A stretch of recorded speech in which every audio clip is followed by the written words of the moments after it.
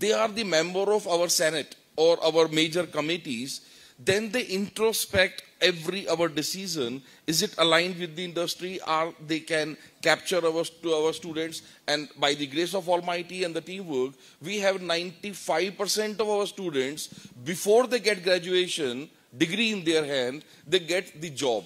And always we have to request the organization, please don't take our students, don't let them go without examination, give them some time at least to complete their examination, so they should get a degree in their hand. And sometimes we have to arrange a special examination for certain students. Like Professor said, that sometimes students are going and they don't come back after the internship or something because they are performing very good.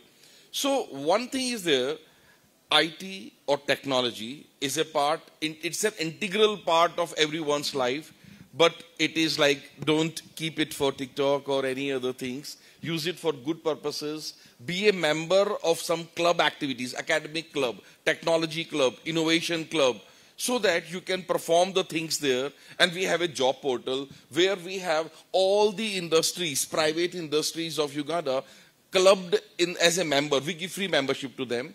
And what we do, that we ask them, what is the job profile you are looking at?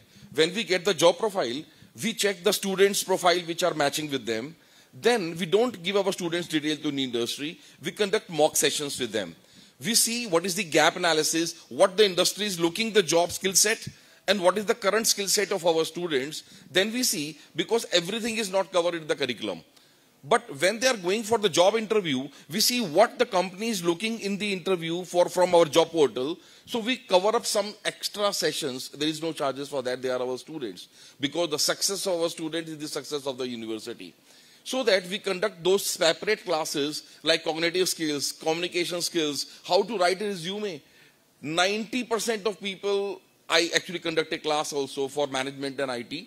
And I know 90% of students, when they graduate, they don't know how to write a CV. They don't know how to write a covering letter.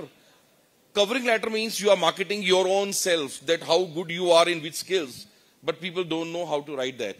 So that is a compulsory part for our students. Before you graduate, when you are in the final year, the entire one term is dedicated to how to become your industrial-oriented skill set. And we have some subjects for entrepreneurship, that how you can start your own business.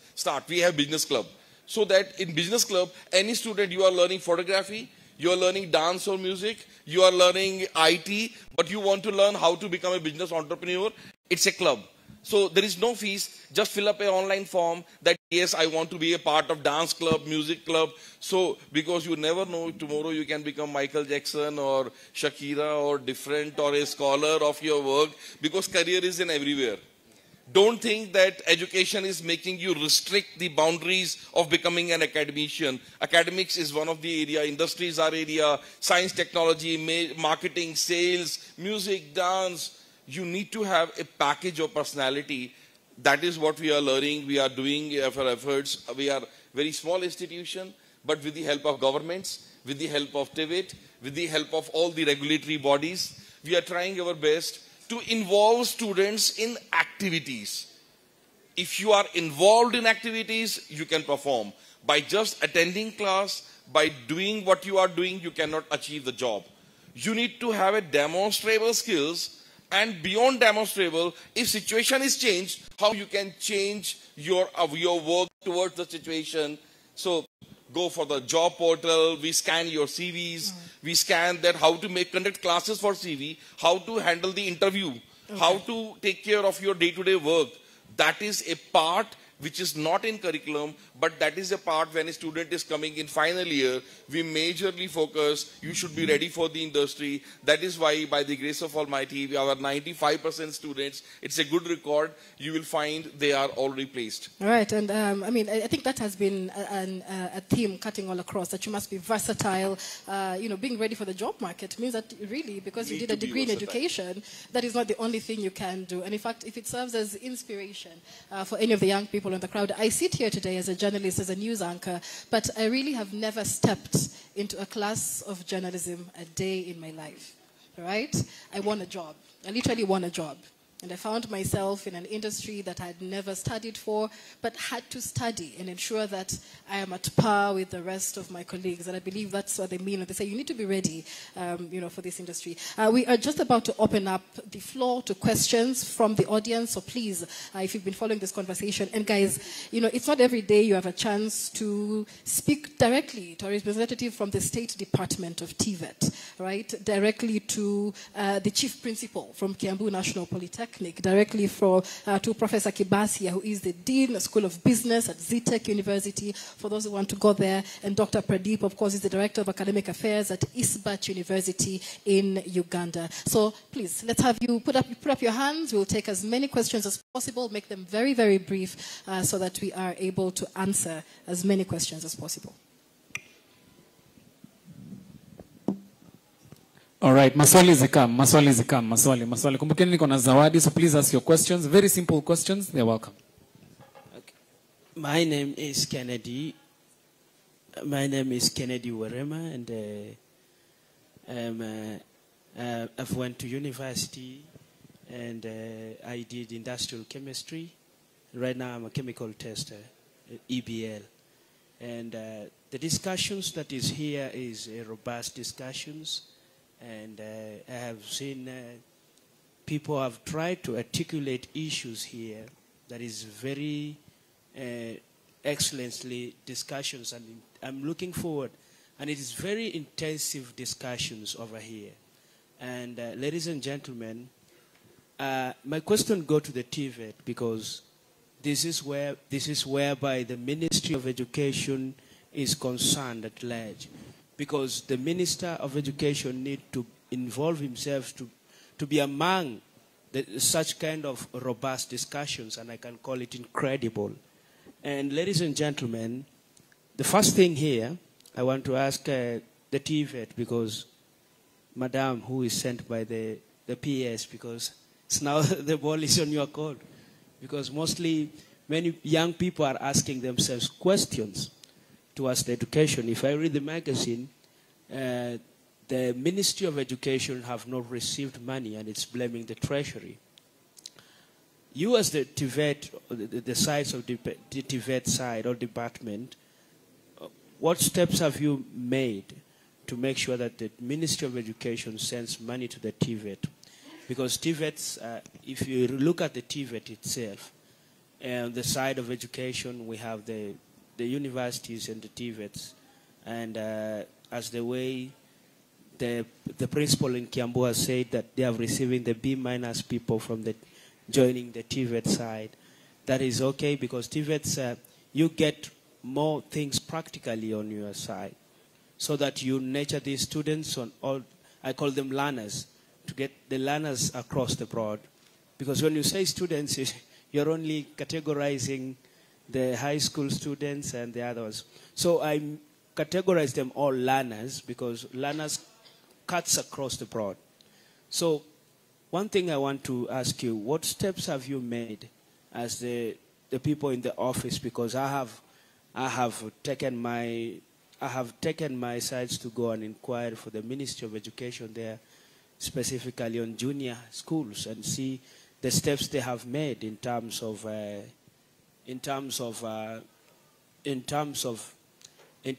making progress. So, what steps have you made as a TVET sector to make sure that they have made the Ministry of Education inquire money from the Treasury, because disbursement of money is from the National Treasury. Now, what steps have you made? And also practically, because we can do all these things, but implementation is a problem. Go and scrutinize what is done on the ground, because the Ministry of Education can tell us we have built 11,000 classrooms across the board, the way the presidents normally say. But if there is no implementation on the ground basis, my friend, we have a task and we need more things to be done on the ground. Thank you, because... Asante sana. Please ensure that your questions are straight to the point and they are quite short, because we want to go on a short break as well for our lunch break. Yeah, we have one question there. All right. Hi. Hi. My name is Rebecca, and I'm an alumni of Kenyatta University, and my question is towards anyone representing the government. Of course, the interventions that you're saying about mentorship and getting the skills that are needed in the industries are important. However, my question becomes, for students like us who went through the public system, we don't even know that those are skills that we need to understand, which shows a sign of systematic disadvantage of students in public universities. For example, I ended up working with people who came from universities like Strathmore, and I could tell there's a huge difference between what skills they have and the skills they did. I did economics and statistics, yet I was taught how to do the manual calculations of probability. Going to the workspace, I'm working with someone while they were in school, they were mandated to do SPSS, things like Python. And so my question goes to the government. What are you doing to actually bridge the gap between us who come from communities where I can't afford to pay for the money that Strathmore asks so that it adds value to my education? And my final question is for the funding model, HEF program.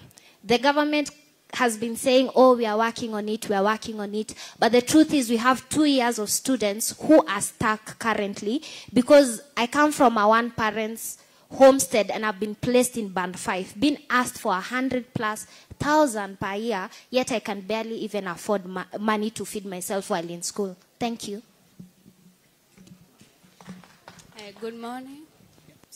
Good morning. My name is Maria Nyambura.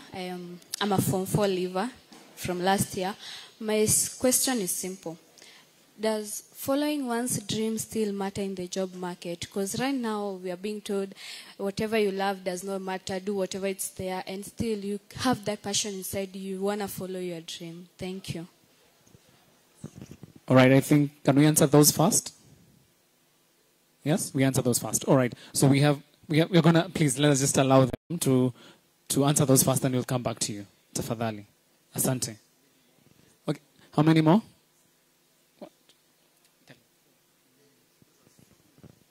Yeah, let's answer those first, yes.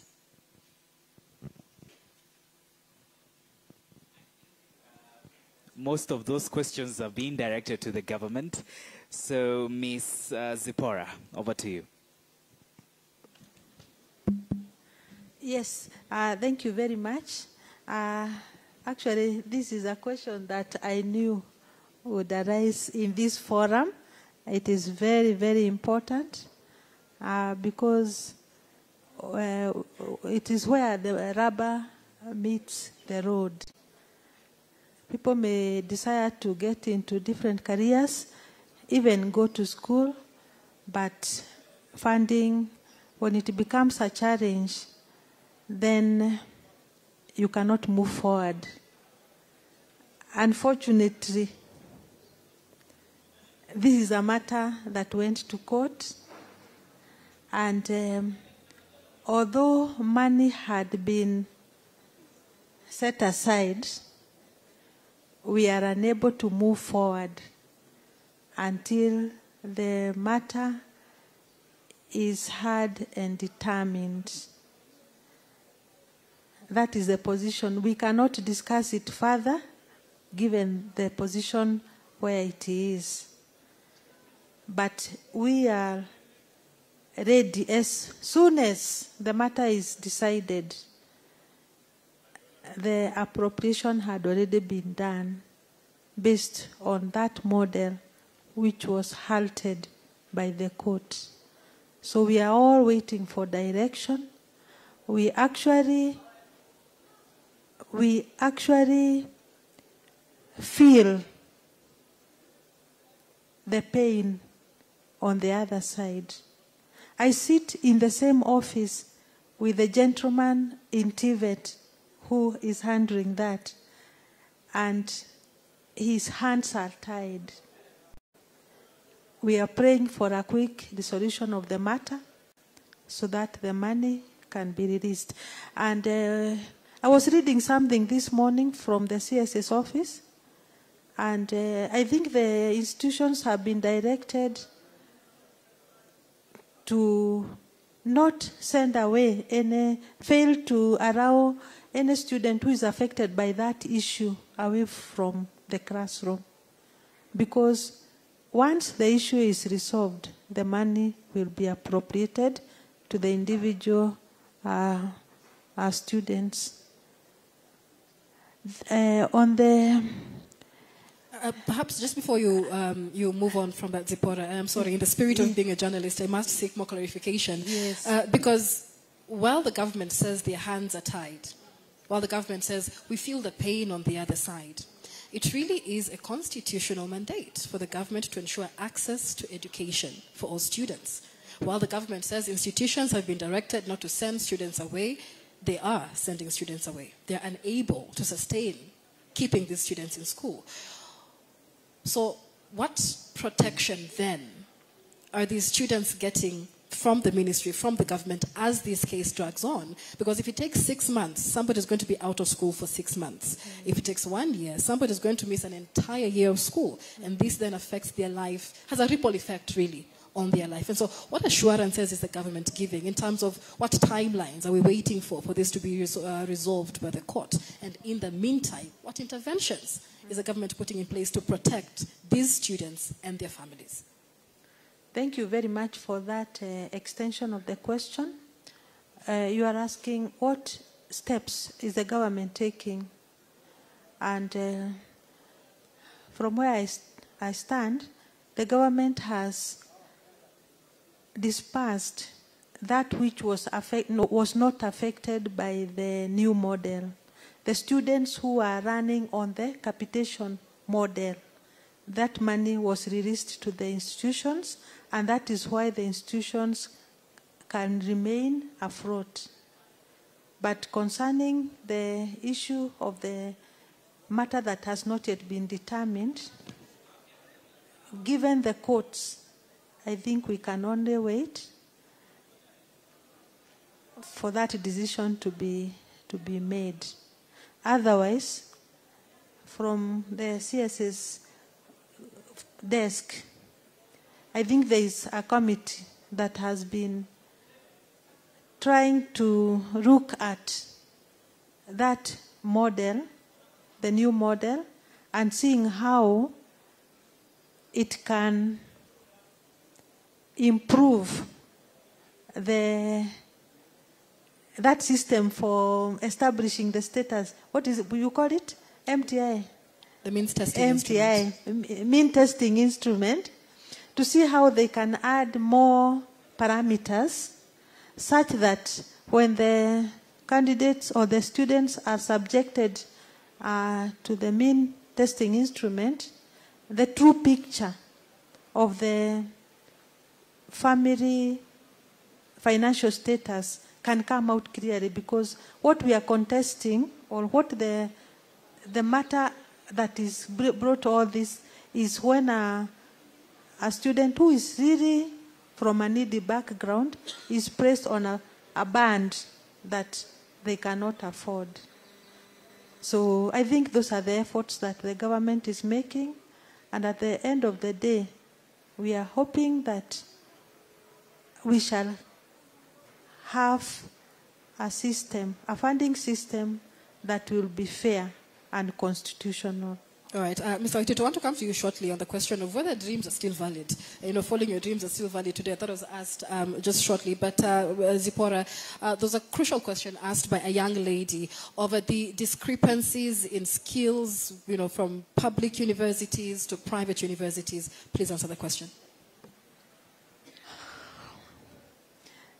That is the question of the disadvantage that the students in public universities are having in just going through a very narrow curriculum that only prepares them in a very traditional way that is not responsive to the changes in the environment.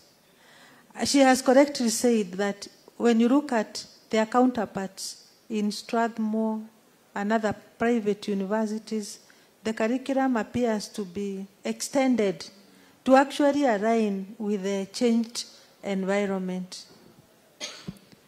What I can say is that there is need, and a very urgent need, for the public universities to join us in TVET and the basic education in reviewing their curriculum such that it is competence-based and therefore informed by the current industry needs, and continuously review the curriculum, because that is the only secret that is with the private universities.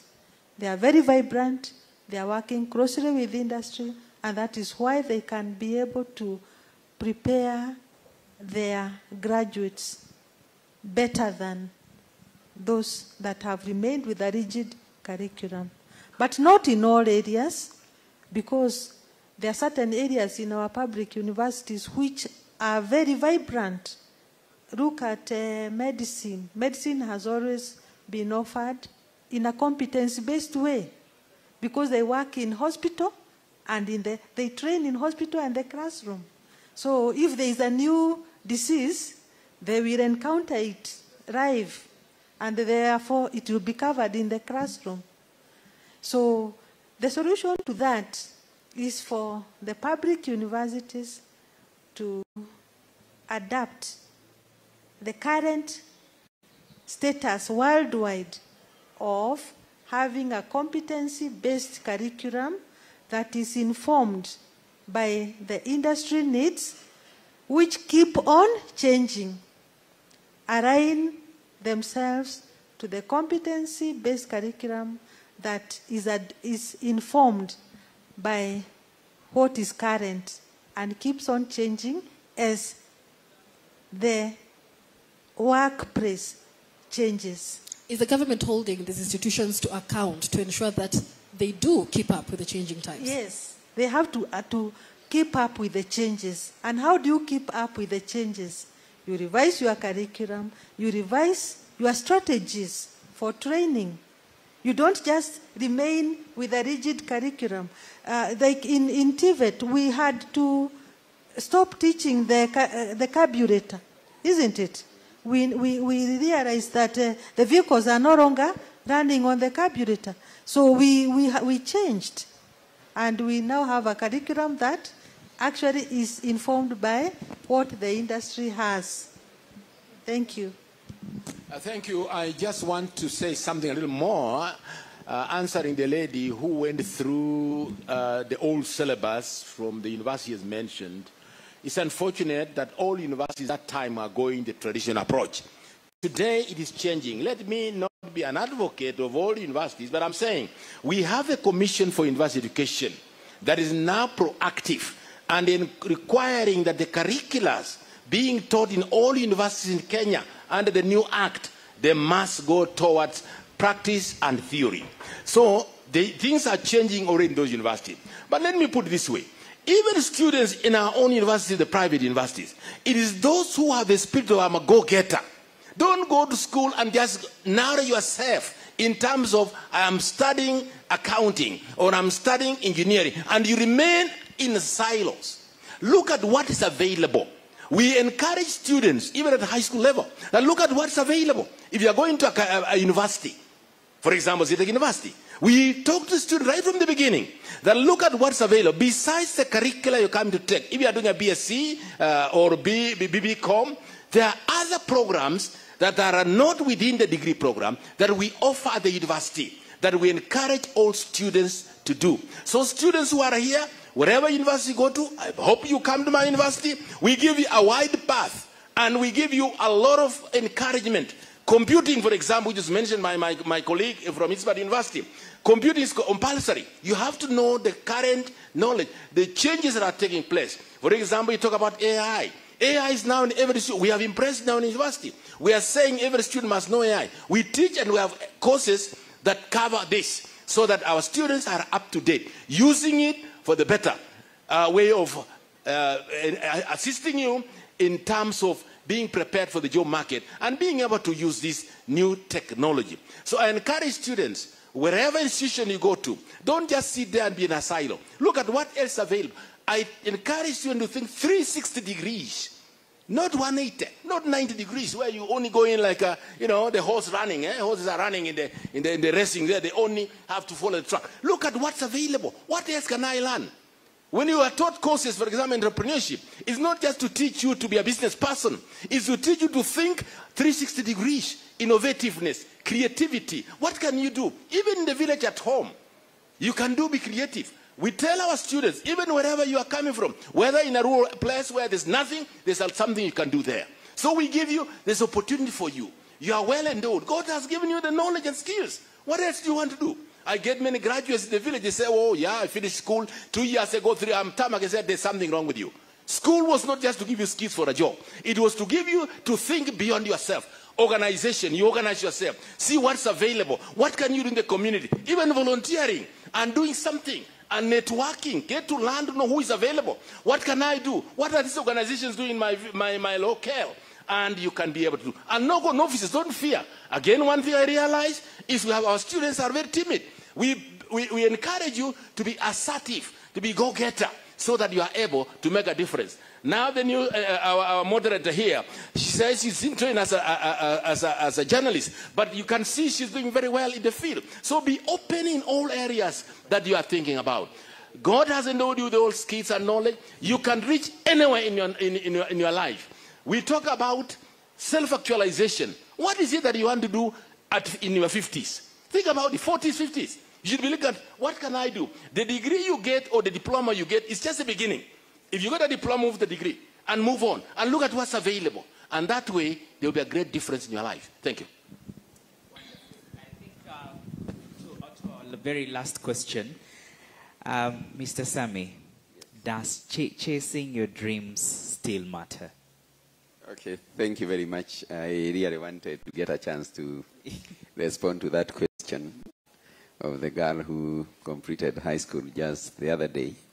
And she was asking whether it is still relevant to pursue your dream. It is. But I want to say that it matters how you define that dream.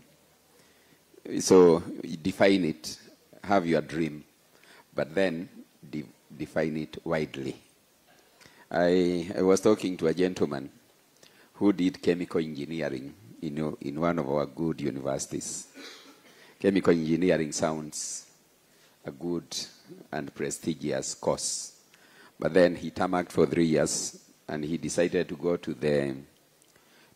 back to the school, confront the head of department, and ask him, now this degree that you trained us in, what did you expect us to do with it?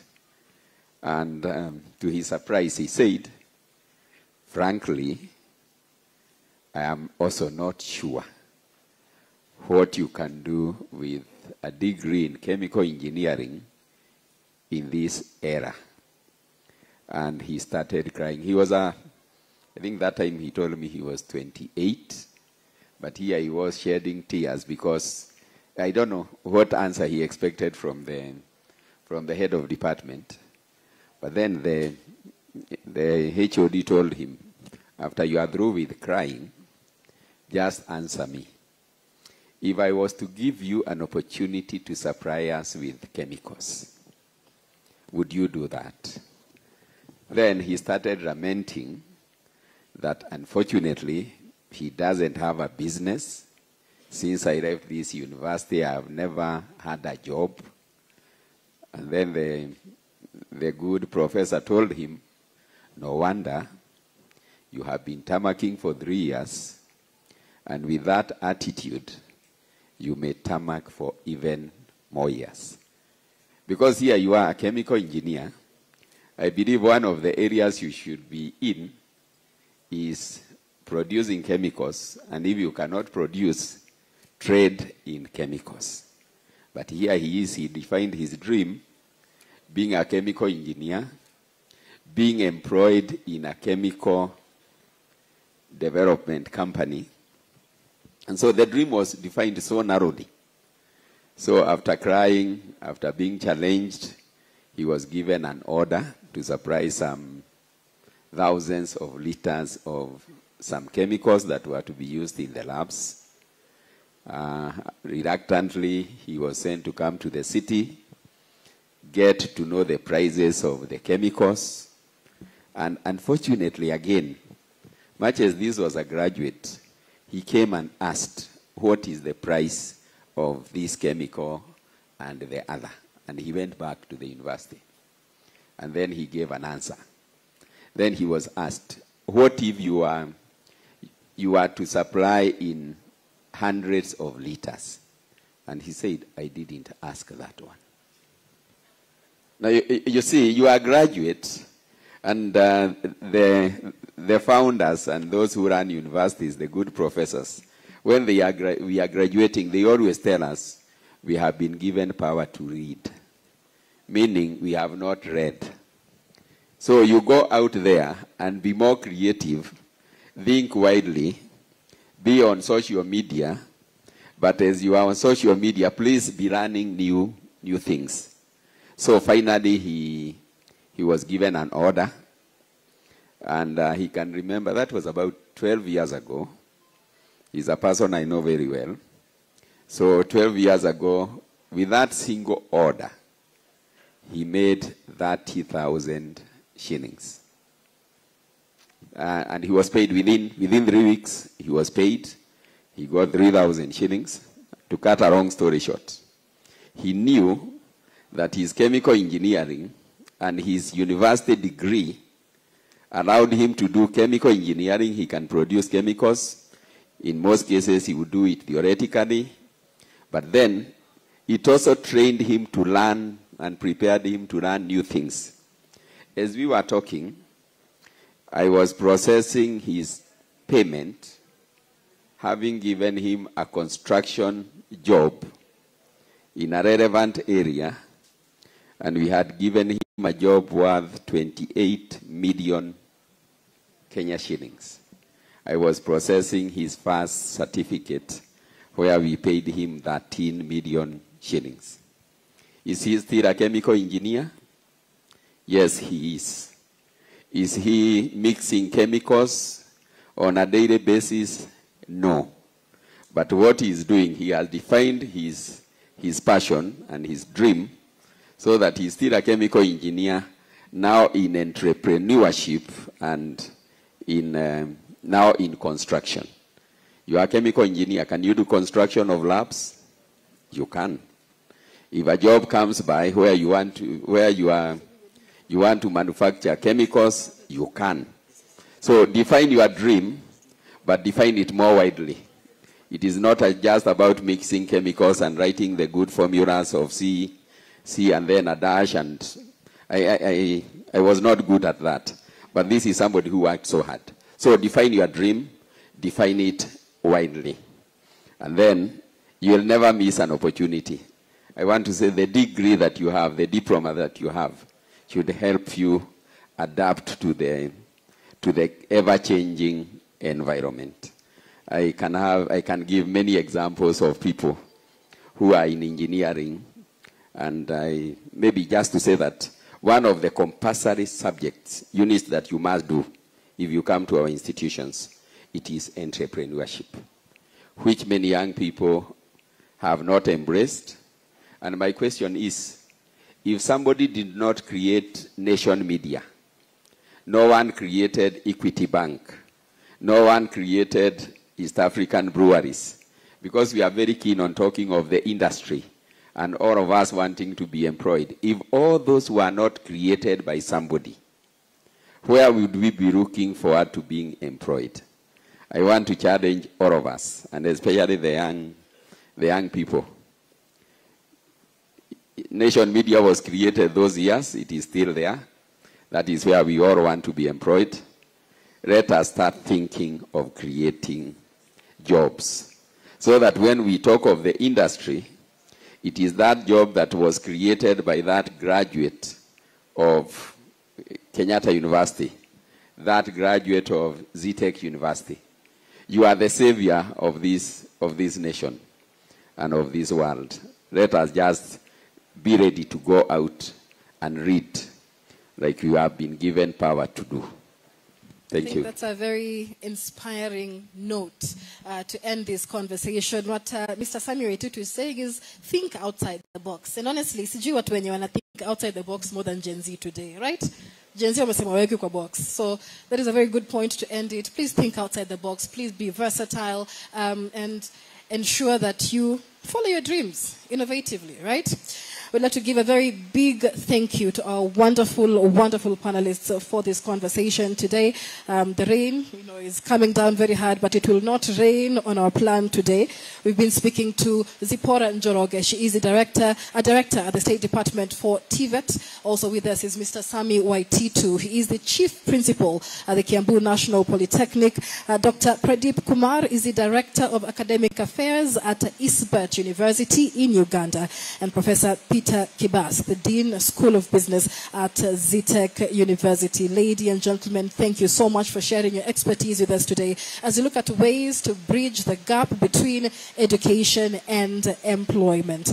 And on that note, I'd like to end the conversation, but not without goodies. We do have a gift for our chief guest, Zipporah Njoroge. She is representing the State Department for Technical. So please, let's just have the whole panel join us on stage for a photo opportunity as we prepare for the next panel that is coming up next. And it's an interesting conversation coming up on innovating for national development, one that we definitely all want to be a part of. 1, 2. All right. So let's give them a round of applause one last time for the amazing panelists. Thank you so, so much. Professor Asante sana. All right. Asante. So one last photo session with Madame Zipporah, who's our chief guest. Yeah, please come. Just come forward. Yes, with Michelle. Michelle, please present this to her. Asante Nisana. And to our rest of our panelists, you'll be ushered to our holding area. Let's give a round of applause. Asante Nisana. Thank you so much, Madame Zipporah. Asante. And to the rest of the questions, tafadhali, we're going to be taking them in a couple of minutes. Najua kuna wale ambao walikuwa na maswali. We have the second panel coming through in a couple of minutes, so please tusiende mbali. We're going to take a short health break. Lakini in the meantime, nitakuwa nauliza maswali. I have t-shirts to give out pale hivyo. So ukiniona nikikaribia nikiuliza swali tafadhali nijibu. Niko na t-shirts more but sizimaliza.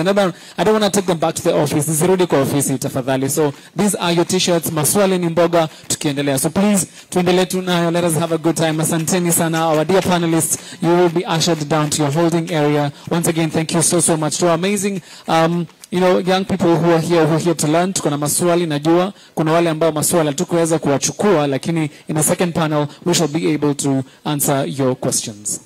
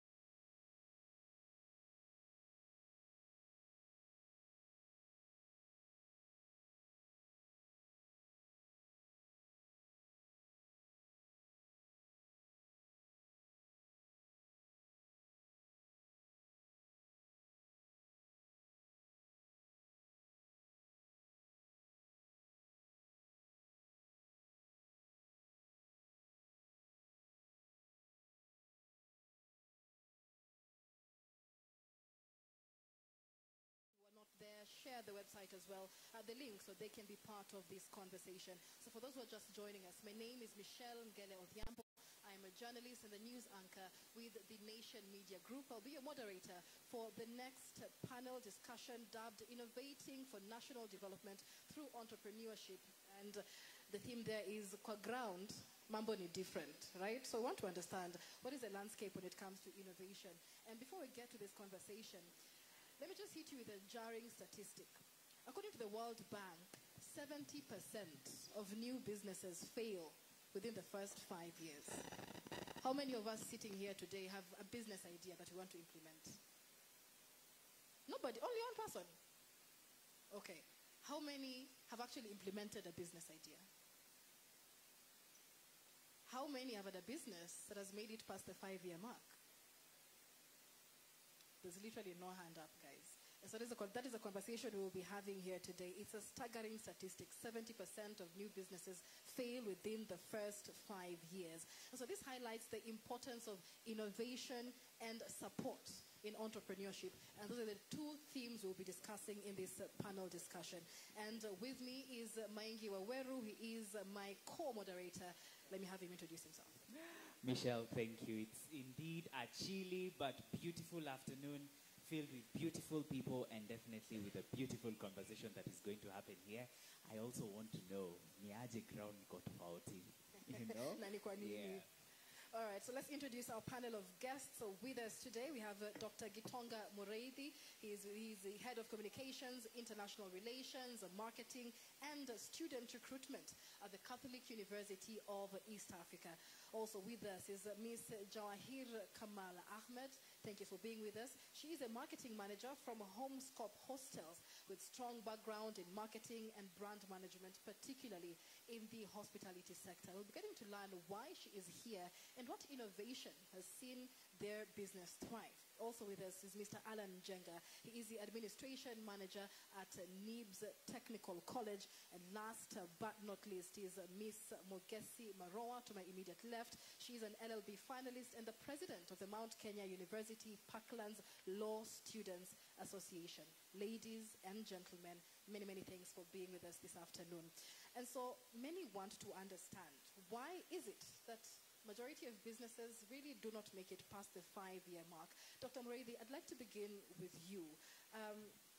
The statistics show that businesses that prioritize innovation are in fact 30% more likely to experience rapid growth. So how can educational institutions then foster a culture of innovation among students to prepare them for their entrepreneurial phase? Oh, thank you very much.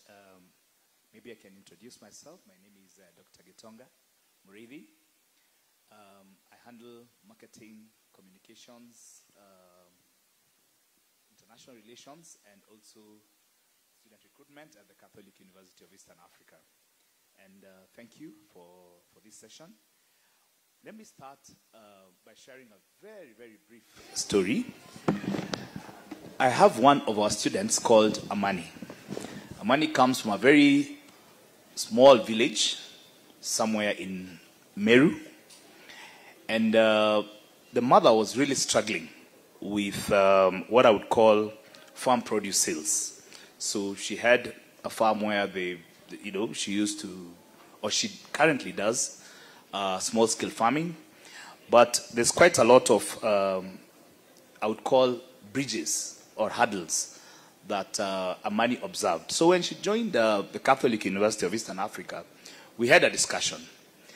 And you can't imagine, she was like, all that we have here today, what we call innovation.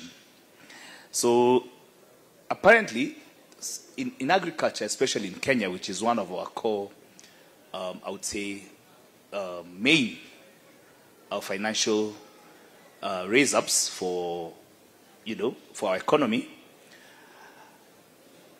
the middlemen used to take almost everything. A tomato will take 10 shillings to produce, and she would sell it at 9 shillings. That means she would take a bob or less. Of course, the taxes and what have you. So it became a failure, which is part of the 70% that Michelle is sharing right now. So what we did is, we agreed, and she shared a very innovative thing. She actually came up with an app called AgriConnect. Yeah? At Quer, we have what we call an incubation hub. So she brought the idea. There are usually enough young people who are willing to assist. And today, believe it or not, she featured in the Forbes top 30 innovators globally. And the app is currently doing extremely very well when it comes to accessing direct consumers. That means she can sell the tomatoes, the mother can sell milk, and other farmers directly to the farmers without any incubators. Yeah, and without any middlemen. So what I'm trying to say is the AgriConnect platform, it serves almost over 10,000 farmers. Most of them actually are startups, and they are doing quite very well. And of course, that's where our bankers camp, etc. So why, just to answer Michelle's probe, is that innovation is supposed to be solution-based. And the minute you have a solution, it has to undergo a 360. And that's why universities, colleges are here to provide that supporting structure. So what we are saying is, if you are an investor, you need to support some of these young people who have amazing ideas. And if you look at the developed countries, you'll find that most investors are really patching up with young business people, young innovators, to make sure that the ideas that they have are moving to the next level. We have policymakers, both in the government and outside government. Again, are the policies that are coming in, assisting in these innovations that we are having when we are starting up these businesses and various entrepreneurial activities. We have educators. Now that's the Catholic University and any other education institution that is here, and of course in the country and globally. What are these educators doing? Yeah, it's not about degrees anymore. We had in the first panelists, it's not about education, it's not about degrees, it's about skills. What kind of skills do you have? And the impact that you're willing to leave as an innovator. And lastly, is actually, are you an aspiring entrepreneur? If you're an aspiring entrepreneur, these are the areas to patch up and lobby with. And that's why the institutions are here. I'll be very honest with you. Whether it's a Catholic university or any other institution, there is no one who does not have an incubation hub. And make sure these are things within your ground and you can easily access them. So the long and short of it is, if you have any ideas, please make sure that you expose them to each and every avenue that can assist. Thank you, Michelle. All right, and let me just remind the panelists that we will have approximately 2 to 3 minutes to respond to questions to move the conversation faster. But also, this is a discussion, so panelists are, welcome to engage each other in dialogue as well as build on each other's point. And that's a very good point, Dr. Mureithi. Let's come to you, Maroa. As a young entrepreneur yourself, what specific challenges have you faced in entrepreneurship, and how are you overcoming them? And perhaps to add on to that, you will be speaking to millions of other students, because I think if you go to universities, you'll find the most aggressive people doing business, and I know sometimes usually it's just to get by. But then again, how then does that passion die? Because being the president, you've seen some students leave. What happens to the businesses that they have started? Thank you so much, Michelle and Maingi, for those questions. And allow me to begin by saying that we, as Mount Kenya University, we always say that we are a school on a mission, a school to produce a 3D student. That means you excel academically and career-wise, and curricular activities are also really encouraged in school. That is through clubs and societies and football and games and such. So as a young person, as a student in the field of entrepreneurship, the main challenge is access to funding. this is a challenge that has always been there. And we have seen the government trying to resolve it through introduction of the SMEs and the funding. And we can all tell it's not really enough. And the bottlenecks that are there. Say in Nairobi, if I have a capital of 100,000 and I want to start up a business, there are so many regulatory compliances that I'm supposed to do, so many licenses that I'm supposed to obtain. I may end up remaining with, say, 30,000 because of the licenses that I'm supposed to obtain. All that is in Nairobi. So the bottlenecks that are there are making it difficult. Funding is also a problem. To answer your question, Maingi, we have students in Mount Kenya University who are doing business as they learn. As I had said earlier, we want to have a 3D student, a student who is all round. So when they start up these businesses, some start maybe by vending clothes or suits for our case in law school. And when they finish, they keep growing their business. When they transit from law school, Parklands, to Kenya School of Law, they keep getting clients from their previous school, and as they proceed. Thank you. Perhaps I could speak to you, Mr. Allen. I am privileged, or rather blessed both, to be in the space of human resource. And one of the things I encounter, even when going for interviews, is that before someone has thought of even starting a business, the first thought is a job. Do you think our institutions are teaching enough about entrepreneurship and its benefits, most especially to the Kenyan economy? Thank you very much. First, I introduce myself. My name is Alan Jenga from NIBS Technical College, and my work is career advice. And I would basically say, as an institution, we have made a tremendous progress on the same. And from experience and what I have seen with many people, when they join school, their aim is to get employed, a mindset. And I think the reason why many businesses will fail to celebrate their 4th anniversary, it's all about mindset. Our institutions and curriculum sometimes that we are implementing, and this was discussed by the previous team, is that they are preparing employees, but they are not preparing innovators. And as an institution, unless you make a deliberate effort, for example, when you're teaching entrepreneurship, because entrepreneurship, as being a teacher, I have also taught entrepreneurship for a couple of years. One of the things that you find in entrepreneurship is that a student is prepared to think about business pre and when you start the business, before you start the business. What is this that you're supposed to look at?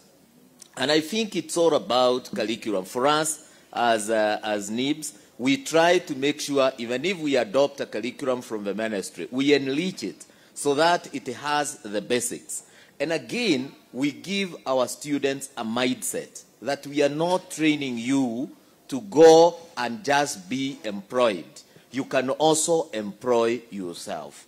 Because one, if, for example, in entrepreneurship you teach persistence, and you see, persistence is not only theoretical. How would you inculcate this as a culture to a learner? That I know persistent is a virtue, and I have to start being persistent right from school. So that even when I get into business knowing like it's not, I'm going to, for example, I'm in agriculture, I plant my tomatoes today, and tomorrow I expect to be in the market. There is a process. And this is where young people are missing it. That yes, I admire so-and-so, he is up there driving big cars, and then when I get into business, I want to get into business and tomorrow I want to drive these cars. If this is not coming, then I give up.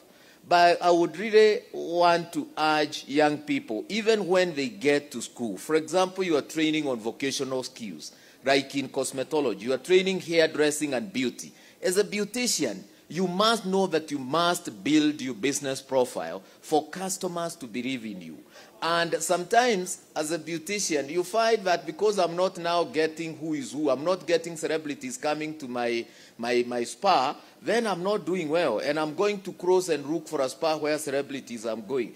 But if you're persistent, as a virtue that is taught in entrepreneurship, you find that your business would run, would run and you build up on it, and at the end of the day, you would find that that business would run. As I wind up on this point, I have worked in NIBS for almost now 20 years. We are celebrating 25 years. And I watched our founder, Director Rizi Wanyoike, build this institution because I joined when it was 5 years. And for her, she kept on saying it's not the profit, it's the satisfaction of a customer. If everybody was to run, that your business will not grow, you will not keep yourself in business just because of the money you're pocketing. How happy are your customers? If your customers are happy, you will make money. All right, and those are very interesting insights. If you've been following the conversation by now, you know that I'm pretty big on numbers. So we started with 70% of SMEs do not make it past their 5th birthday. Another statistic is that SMEs actually account for 60 to 70% of jobs in most countries, including Kenya. So if 70% of them are failing, we can already see where the unemployment problem is coming from, right? And so this then highlights the problem of innovation. What can businesses do to make themselves unique, to separate themselves from others in the same industry? And so on the panel today, we have Ms. Jawahir Ahmed. She is the marketing director of Homescope Hostels. And Homescope Hostels is a student accommodation business, so to speak. However, the business has used technology and innovation to set itself apart. Tell us about how innovation has helped the business thrive and, you know, essentially how different it would be without this kind of innovation. Thank you so much, Michelle, for the question. I feel like I have a lot to unpack from the other panelists before getting to your question. To be honest, all of them mentioned really good points. The most striking thing is the statistic you shared about, you know, how innovation is a core element in ensuring that businesses, you know, make it through their 1st, 2nd, 3rd, all the way to their 5th years. So I don't want to go into depth about what we do as Homescope Hostels in terms of innovation and how it helped us. What I want to focus on is, you know, for us, why we came to be is because we realized early on, you know, to contribute to the national development, which is the topic of this discussion, is to provide the environment that drives innovation. You know, we're talking here to students, to the youth, to the people who are going to create the jobs for tomorrow, and not necessarily be the job holders, inclusive, to actually help you, you know, thrive in that sense, to actually go and achieve your dreams, so to speak. So when we talk about innovation, it's really important to first, at the grassroots, before we go so high up and talk about policies, how is the environment, you know? Do students get the correct or conducive environment to actually now think? Because you mentioned innovation is solution-based. So how do we come and think of solutions if we're not even facing the problems critically? We're not looking at problems, sitting and just analyzing, critically thinking about what solutions can I do. So we have many examples of residents who, because of the environment they found themselves in, they started, you know, tutoring services, you know, having a reliable Wi-Fi network, having reliable services, having an environment where people actually support you to thrive.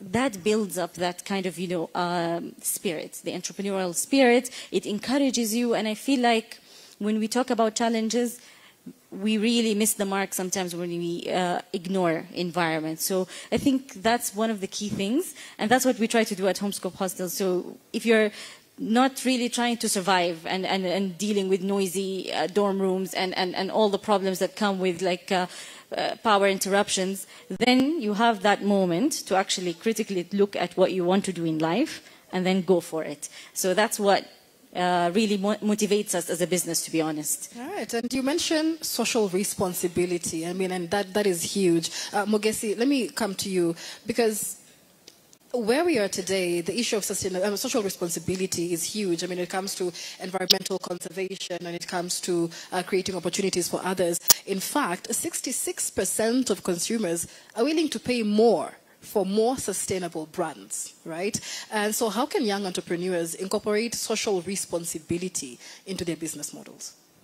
Thank you, Michelle. And I believe it's our responsibility as young people to make sure, in as much as we try to invent and innovate for the purposes of entrepreneurship, we should be responsible towards the environment. So when inventing, let's look for ways that are climate friendly, ways that do not pollute the environment, and ways that are sustainable. Wonderful. Daktari, positioning is key to any business. And sometimes we fall prey into not setting up ourselves right. And perhaps there is someone here in the audience who has a business idea but just don't know how to position it right. What can you tell them? Very briefly, first is you have to surround yourself with what I would call, lack of a better word, a mentor. At Catholic University, we usually have every Thursday where we bring different stakeholders in different industries, whether it's medicine, law, business, humanity, name it. And then we also welcome the young entrepreneurs and innovators into that session. And that session is just a disruption session. What exactly do you need, in terms of support? You'll get successful business people locally, even from the Silicon Savannas. Most of them are, I would call the Silicon Savannah, which is now the Kenya bit of it. And they're very, very ready to give you support. We talked of financial challenges. I'll be honest with you, from a very, very, very considerate point, financing is actually extremely accessible to young people. It's just because we don't know. Our Thursday session, once you join it, we have bankers from, I think, so far we have almost 62 institutions. If you go to Choir right now, we have even ABSA on ground. Not to give loans, not to open accounts, but to talk to entrepreneurs, to talk to young innovators there. What support do you need? So just to respond to that is that you just have to accept and surround yourself with people who have walked that journey. Yeah?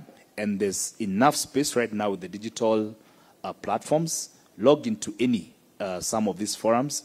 I'm sure you saw yesterday on social media, one of the most, one or two controversial individuals, business people, went to the WeFunder, and within a bracket of 12 hours, they had raised 5 million shillings.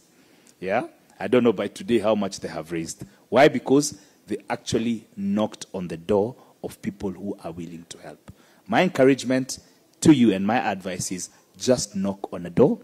I can assure you with that almost 99.9%, you will get support. And before we move on from that, it's interesting that you bring in the issue of crowdfunding, and that is one of the new ways that young entrepreneurs are using to access funding, which is a huge challenge for them. So, what are the trends then you foresee shaping the future of entrepreneurship in Kenya? Because we've seen a rise in startups. They may not get past their 5th birthday, but we've seen a rise in startups in Kenya over the last 2 years. This is largely due to technology and sites such as crowdfunding and all these that enable youth to get access. So what trends are likely to shape entrepreneurship in the next 5 years? I'll answer that from a very soft aspect. And there's something as young people, as young innovators, we need to start buying in, and that's resilience. I'll be honest with you. Previously, before I joined the Catholic University, I used to work for a company called Centum. And one of the big dreamers of Centum was a gentleman called Chris Kirubi. He's now the late. And resilience was one of the best things that took him to the next level. So if you're in crowdfunding, today you raise 100 shillings, just go back and relook at what exactly are you not doing correctly. Yeah? There must be something, because if somebody else has managed to raise 1 million shillings within a bracket of 2 hours, same industry, same structure, your idea might even be better. But you need to be resilient and consistent with what you're doing. So moving ahead, you could be having a very good idea, brilliant ideas, but then you lack that resilience. I know resilience is a whole 360. I think it's a topic we need to discuss one of these 5 days. Is your mental health okay? You could be having a very good idea, but you're a bit disrupted. Yeah? So just to answer that, I'll borrow the soft aspect of it. Let us all work hard and be resilient in whatever we are doing. You flip a bit, you come back again with a different thought, and again, consult, consult, consult. Thank you. All right. And still on funding options, still, Mr. Njenga, you mentioned that you have been with the NIBS College for over 20 years now. What initiatives can educational institutions implement to help students understand and navigate the field of funding options? Because really, that's core when starting any business. And in addition to that, it's essential that they also become accountable. So how else do they also teach themselves to be accountable, not only to whoever has managed to give them funds, but also accountable to themselves and their businesses? Thank you very much. And one of the things is that, again, we have to relook at our education system. For those who have done teaching, there is something we call domains of learning. And in domains of learning, we have 3 domains of learning. One of these domains of learning, apart from cognitive, where you get knowledge, psychomotor, you get skills, there is the affirmative domain. And this domain talks about attitude, developing attitudes that would help you support a business. Right from training, you must get some values, even when you are running, if you will succeed in any business. Because one of the things that are making many businesses fail, and even banks comes in knocking to get back their money by way of disposing of whatever you had put together, is because, one, we would want to practice unethical business practices. We have unethical business practices, and we are not straightforward. And this is a value. And these values are supposed to be acquired at the college level, at the university level, and also at the home level. But more, they are nurtured in school.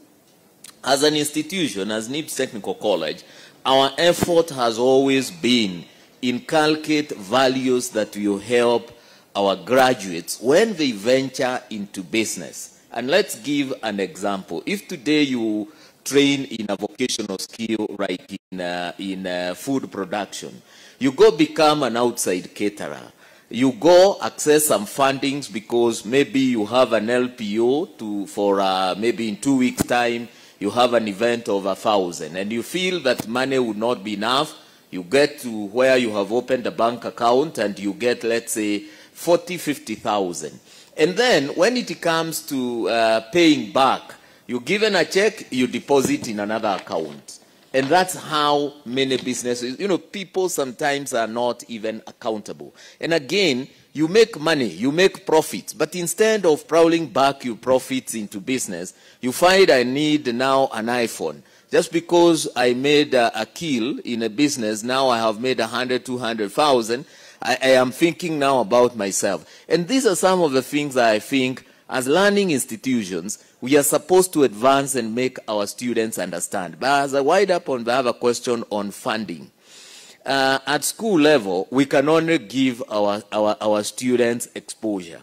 As my colleague have said in Catholic University, try get these institutions comes to our learning institutions and open up the minds of our students so that by the time you're finishing, you'll know that a bank does not only have to fund, maybe you have a building and everything. They can fund an idea that is good and an idea that is also driven by somebody with values.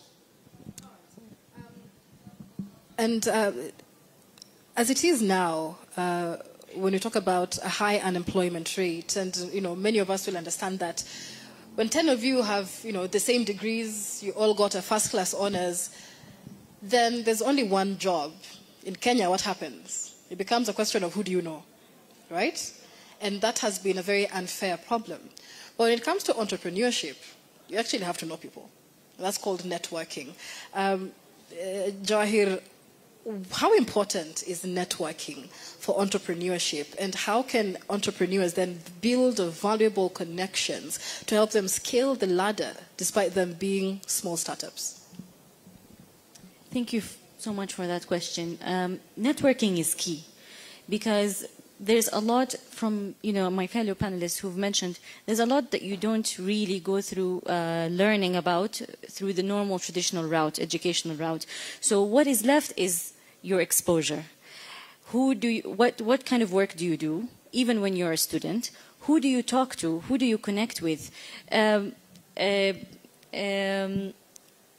has mentioned that there's a huge opportunity in making sure that you are aligned with mentors, you're connected with mentors who already have walked potentially the journey that you're about to go into. And usually institutions like universities have those systems in place. And so it's very important to leverage. Now, even I would also urge students to also look past that. Look for networking opportunities beyond the normal traditional routes, outside of your classroom, even your lecturers, aside from your mentors, people you live with. Most of us live in hostels, okay?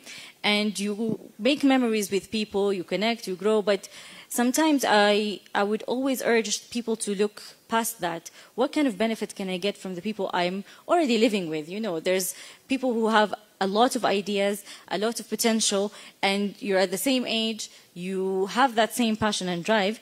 Most of the times, the most successful businesses start from when you're in uni, So right from your hostel, your dorm, you come up with ideas, you have the right environment to actually support that, and that's when you now can build a network that actually takes you far.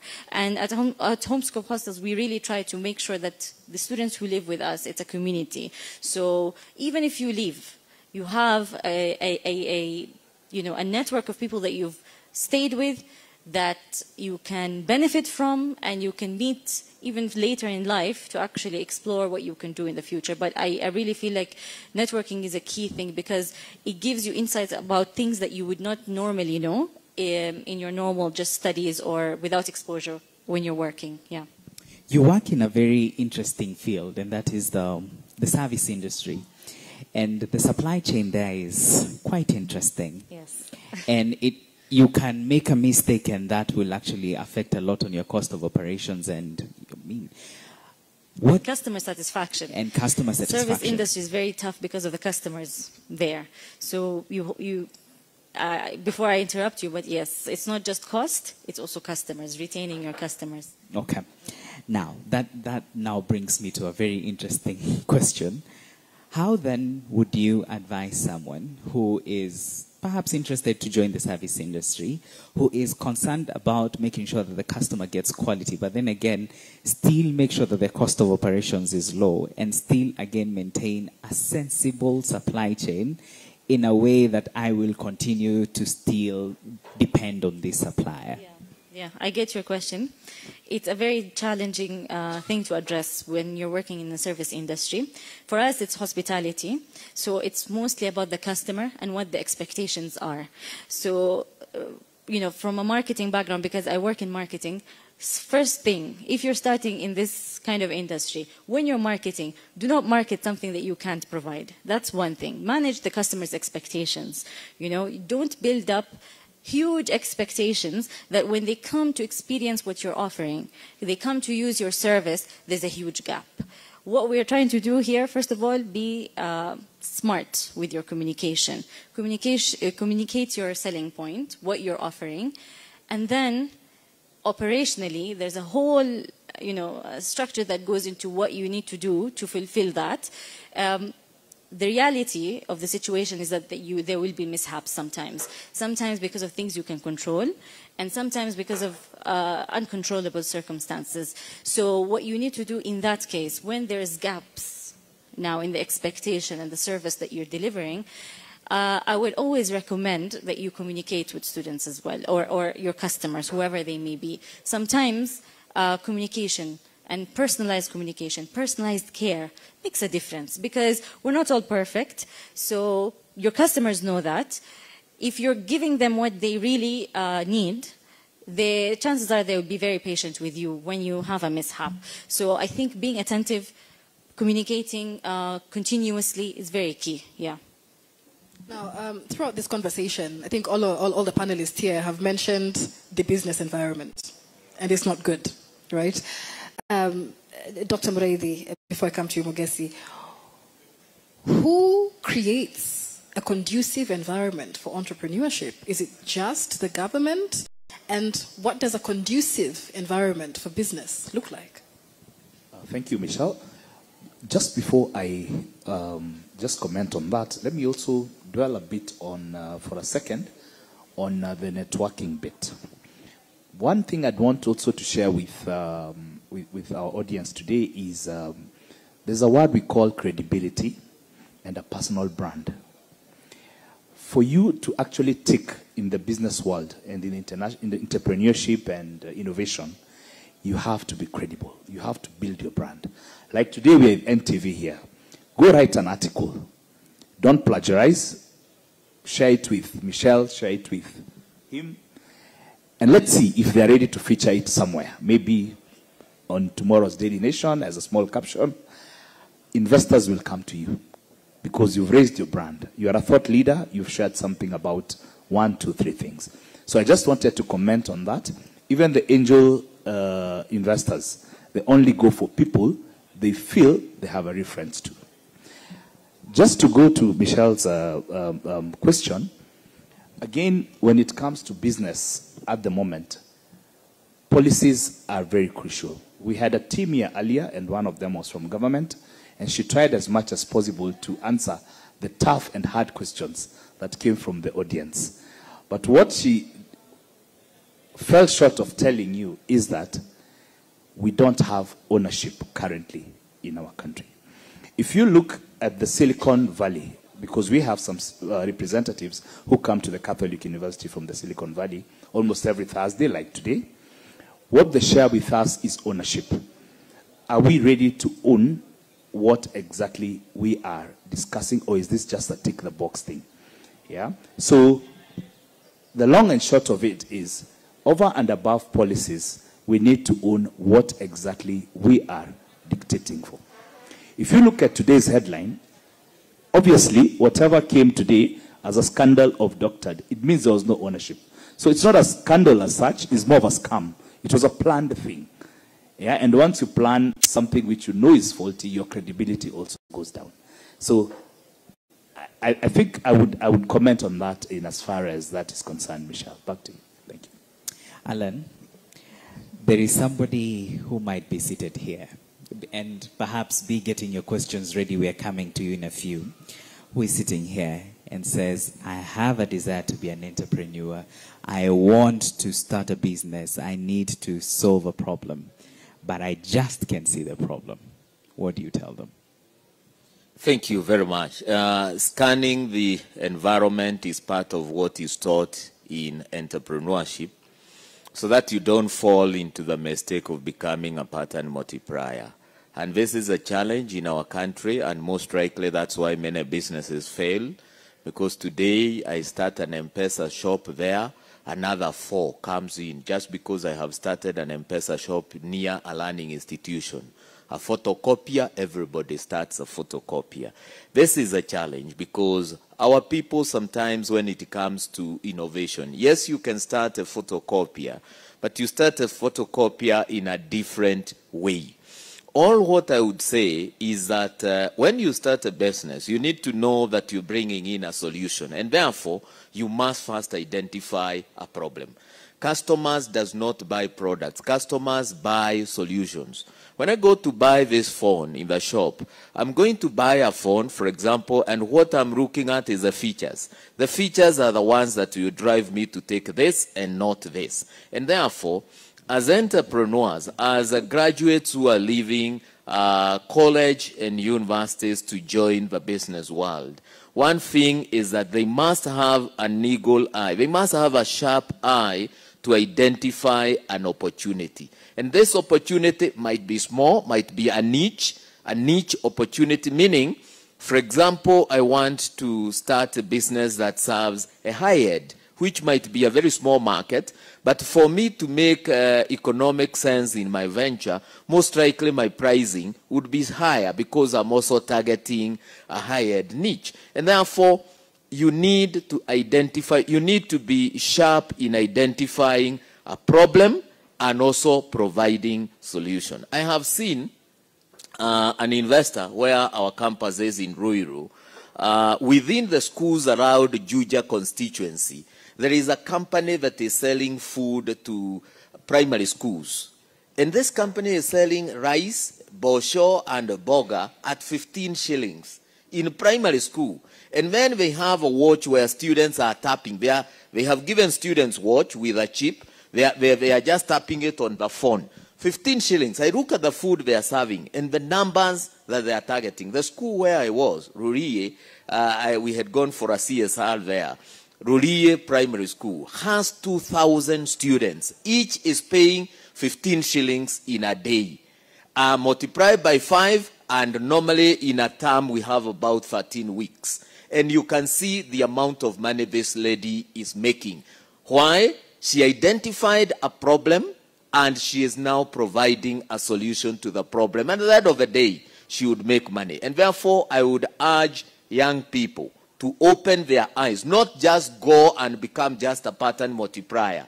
Open a business where you're giving solutions. And this is all what, for example, in our learning institution, NIBS Technical College, we are teaching entrepreneurs.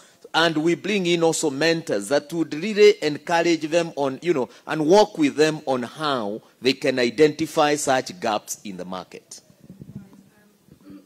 Just, when it comes to scaling up, and we'll be coming to the audience questions in just a moment, but Mogesi, a Google survey shows that businesses using digital marketing, because marketing is another core aspect in business, businesses that use digital marketing tools scale up about 3 times faster than those who don't. So what digital marketing strategies have been most effective and are most effective for growing business? Because honestly, personally for me today, if I want to buy a product or want to enroll in an institution and I cannot find a proper convincing website, I will not do it. And I believe many, many more consumers are like that. So how does digital marketing come in this age, and how important is it?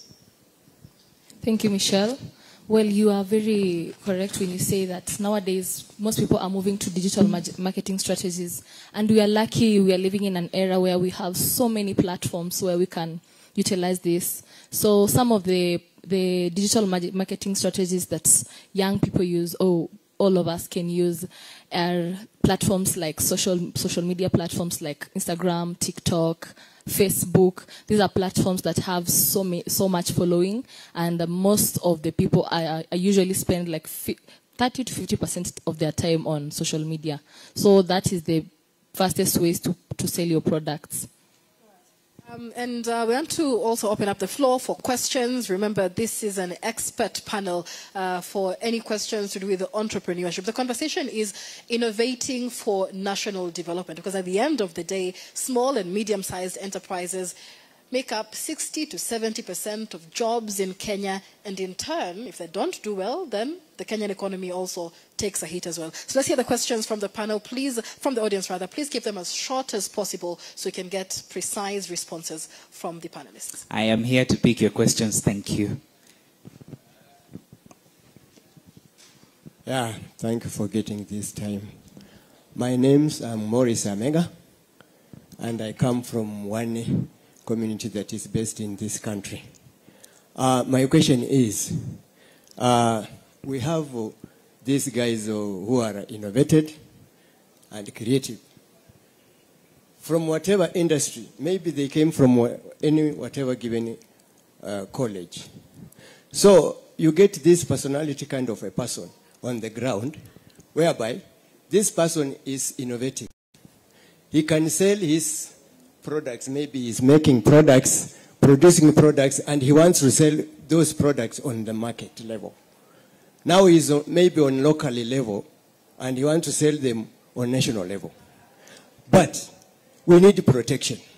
The protection is, which mechanism or precaution are you taking to prevent this person from those people, maybe who looks like the cartels, people who can steal your product without asking you, and they go and gain on the other side, and yourself who has that mind, being that innovative with that mind, you don't even benefit. Now, how do you protect this kind of a guy? Thank you. I think, Dr. you can take that question. How do you protect your business from cartels, if I got that right? Okay. One, we can start with the normal, which are And she can advise us, especially on the legal part of it. And that's why you need mentors. We've got legal protection strategies, which one can use.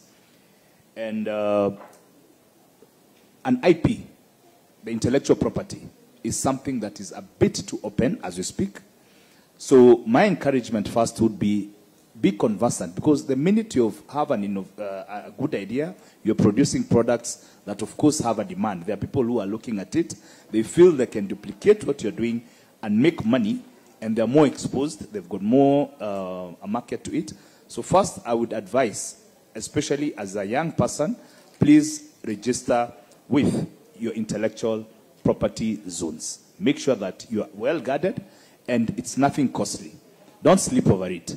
Yeah, and of course now with the digital platforms, you can easily get even up to near free access to IP consultancies. Wonderful. The other bit is right now with the intelligence systems, you can have an NDA, even online. Just register your product, assuming it's maybe call your product. Any word one can give us? Assuming it's a nice soap, which you're calling it ZA. Go online, register it with an NDA. There are avenues you can register your product. The minute somebody else picks the same, whether they change the name or not, it actually flags it. So my encouragement or my advice is, please get access, especially digitally, in protecting your products or your ideas, up to and including articles. Right now, write an article, plagiarize it. Wherever you take it, it will be flagged. In the universities, we do what we call research papers. Steal somebody's idea, and you'll be flagged within 5 minutes. Believe you me. So if you're not original, if you're not, it will be captured. So use these free avenues to make sure that you protect your. The other bit and the last bit is you can have business collaborations. Find within your networks who else has done such a thing, seek advice from them, and they can always advise you how to protect. I usually see it, especially near my home place in South B, what kiosks have done and any innovation they've come up with, they've actually come together, nothing registered, but they make sure that their network on Facebook, on Twitter, is loud and clear, such that if I come and sell something here to you, which is not my original idea, you are able to notify the next person and the next person. And by the time you realize, either you are being called a scammer or something else, and you abandon it immediately. So it is something that has to be continuous. Thank you. Wonderful. There's a question here from a gentleman. My name is Edwin Kadorima, and I have a question. Let's say I have a business idea, but I don't have the money to start up. How do I pitch this idea to an investor? Alan, do you want to take that question? How do I pitch my business idea to a potential investor? There are a couple of ways. One is it all depends with the idea. There are some ideas that the financial institutions, traditional financial institutions like banks would be willing to sponsor. And nowadays, banks are not only, they don't require, some banks will not ask you for collateral. They can fund an idea. Because young people need a fear that they're asking me for a logbook, they're asking me for a title deed, and I don't have. Nowadays, there are financial institutions that are just asking for an idea.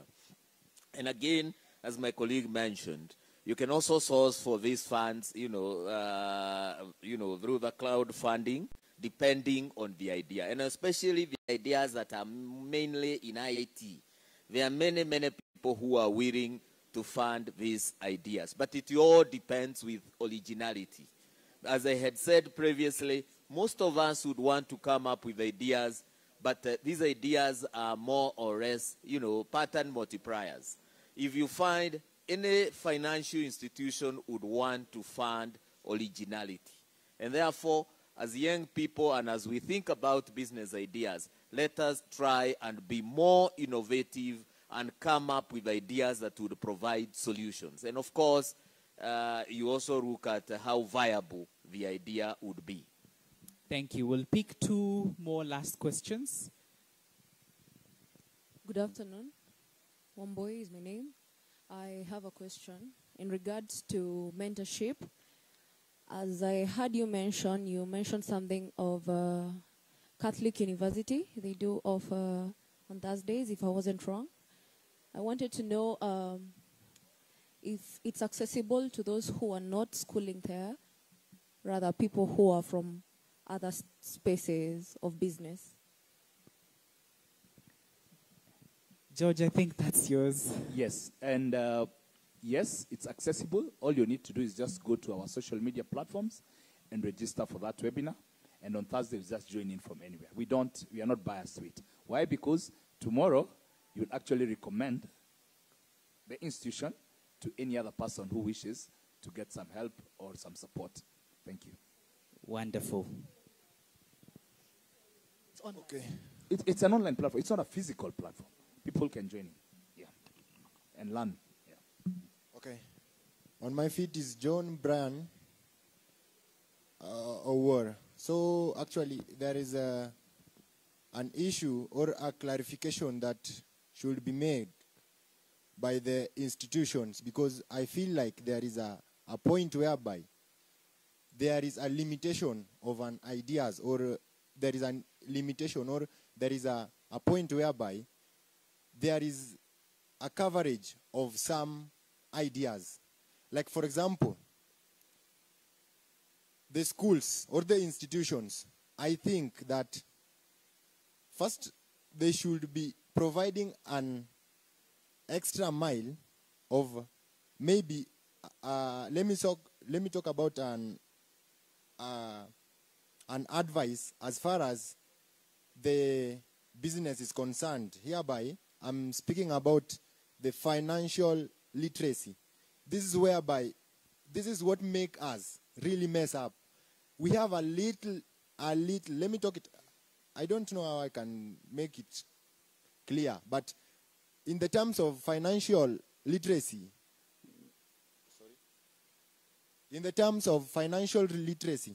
there is somewhere whereby we are lagging behind. This is whereby we cannot budget. And this, in fact, this is the only reason why the business might not persist in the next 5 or so months, or yeah. It is all about the business or the financial illiteracy. Then in terms of youths, I think this is like now an encouragement, because I heard of networking. Networking does not take it all. My friends, this thing nowadays, the degrees holders and the certificate holders are all over. Now, as youths or as a person who is pursuing a certain cause or a program, should go an extra mile. Like, for example, now I am an engineer. Now I want to be an innovator. You see, there is an extra mile whereby I will be attending a computer classes so that it can assist me. You see, now the thing is extra mile. We should not be restricted to the one course. So we should be extra mile. So the last question was about, does the institutions, now for the panelists, do they provide a financial literacy? Yeah. Okay, before we answer that question, one very last question so that we can go back to the panel. Hi, my name is Becky once again. So my question goes to the theme of the day. So we are saying let's use technology to innovate and enterprise, right? So my question is, when we use technology, for example, when people are bringing in any technology, in the finance sector, technology like QuickBooks. QuickBook has made it such that one accountant can run the finances of a company by themselves. So while it's benefiting the entrepreneur, it's actually contributing to the issue of unemployment. Medicine too. I saw a product that was being marketed in Kenya that it's a surgery that could have been done by 4 surgeons can now be done by 1 surgeon with the assistance of of a machine. So are these conversations which are being had, the long-term impact of using technology in the workspaces, are entrepreneurs actually considering the impact of maybe adopting technology that minimizes the amount of labor? Even in their businesses, I would think if I'm not employed in the long term, you won't have customers, right? So I think that's a question I would want to hear. Are you thinking about the long-term cycle of cutting down employment? Because if I don't have a job, I won't buy, right? The wealth will be concentrated on a few people who can't sustain the economy, especially socially and in a fair way. So thank you. Awesome. Ms. Kamal, do you want to take that?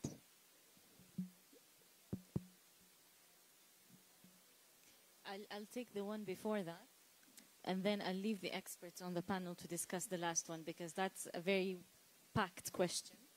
For the two gentlemen who talked about financial literacy, and the other one who mentioned that, okay, if I have an idea, how do I access investment if I don't have money? I think it's very important what the second gentleman mentioned. Financial literacy is very core. So when you go and ask for funding, the idea needs to be valid. It needs to have potential for growth, customers who might be, interested in it. But once you get the funds, what will you do with that? So investors, for them to give you money, you have to have a plan. You have to have a plan for this money. How will you use it? And so that also majorly comes from financial literacy. As much as you say that, yes, it's the role of institutions to instill that kind of knowledge, I feel like it's one thing to have the knowledge, the theoretical parts of it, because we've all gone to, let's say you guys are in school right now. If you've taken a BCom course, you know what is cash flow planning, you know all these things. They're very basic. Theoretically, we have the knowledge. What we lack is the actual exposure. So now if you go down, get your hands dirty, actually just get employed, do an internship, do something before you start your business. That's how you understand how these things interconnect. And then that's where you build now the ability to connect the dots now in terms of the knowledge you have, to have a plan, seek the investment. As is mentioned, there's a lot of opportunities. Banks nowadays can fund an idea, but nobody will fund an idea if you don't have a plan as to what you'll do with that money. So I think it goes both ways. Institutions have a role. We also have a role. Just get exposed. I think that really plays a huge reason, yeah. Alan, perhaps you could take on the question on the impact of using technology and innovation on the workforce itself. And it's a question I'm very, very interested in, because not very long ago, I've seen AI news anchors. They've been rolled out in China, they've been rolled out in Russia, and if my boss finds out they're there, I'm not sure, if I'll still have a job. So please answer that question. It's a very interesting question, and I want to thank that lady who have asked that question. Very bold, and a critique of what is happening in the environment, which is good. The other day, Francis Aturi was very angry with the tea farmers in Kericho when they introduced machines to pack tea, because this was to replace the human effort. The other day, I think in Kirimani, we saw a restaurant where robots are serving food, and therefore waiters are no longer needed. And as Madam have mentioned, also in classrooms, I have seen AI being used. A class is being taught by AI technology, and therefore even as teachers, we are endangered. Everybody is endangered. But look at it this way. AI is not AI, but technology per se is realigning jobs, not really doing away, because you will not fit here, but now you can fit here. A good example, when computers were introduced in banks, I remember that time, like the former Barclays Bank, people were retrenched because computers came and everybody now had a computer. Work that was supposed to be done by 5 people now is done by 1 person. But does it mean that there are no other opportunities being created, in a different way? Look at, for example, today, content creators. Before we used not to have, before these things of innovations came in, we didn't have anybody who is online creating content on social media, and these people are, monetizing their content and they are earning. And therefore, one, when it comes to thinking about a career, one has to focus and see, would this career survive in the next 10 years, or do I need again to realign myself in a career that even in 10 years to come, it will still be relevant? And I would give good examples. Right now, when we are training in tours and travel, I hear students say that there are no jobs in tours and travel. Yet, Kabus in Bonfire Ventures, they are making billions of money, and you wonder, how are they making money where people are saying they can't train in tours and travel? It's all about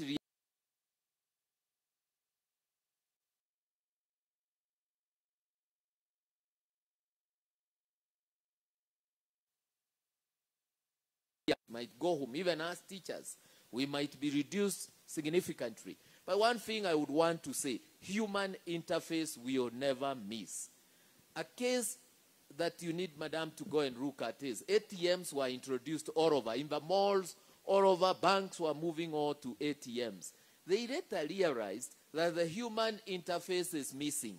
Now they are opening express counters, they are opening rooms where you can sit and you'll be served, because human interface will always be there. Those feelings cannot be there in a machine. And the human feelings is what most likely would create some enthusiasm in a buyer. And therefore is only realigning ourselves to where you could be relevant. To comment on that also, I'd also wish to encourage that we consider what we call entrepreneurship and innovation. And that's why we are here today. Yeah? So maybe I would encourage us to upskill. If you've just done some basic, let's say, CPA or, you know, any other course that has been there, make effort and upskill. Yeah? And that's where innovation comes in. Identify a problem which maybe CPA has not been sorting out, or CPS to the lawyers and secretaries, or even other avenues that you can upskill and create that innovation to absorb one or two other people who have been declared redundant, or because AI has come in, or any other solution. Thank you.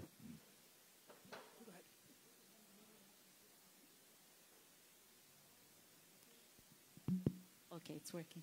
I think both of them really mentioned good points. There's always going to be an opportunity for the human element, which will never be eliminated. Upskilling is key. Also, when you're in whatever industry you're in, or whatever sector you're studying, anything like that, focus on having transferable skills. And usually, from my experience, I feel like that's when you put yourself in situations where you're actively doing something, even when you're studying, so that you, once you graduate, you have these transferable skills. Even if you're in a career path, there's always transferable skills that you can take on when you now realign yourself with the career and how it's going and the trends in the industry. And so that's why I think the focus would be on getting your hands dirty, just going to the job market, even if it's an unpaid internship. The exposure you get is huge, and it takes you far. And I think at Homeschool Hostels we're really aligned with that, because in the future that's what we hope to do. You know, even our residents would have internship opportunities, so that exposure gets you far, actually. Yeah. All right, ladies and gentlemen, that is just about all the time we had for this panel discussion. But Mogesi, I will give you the closing comment on this discussion. What for you, as a student, you know, in the line of entrepreneurship and law, is the future, or does the future of entrepreneurship look like in Kenya? Thank you again, Michelle. Well, I'd say entrepreneurship is actually the future.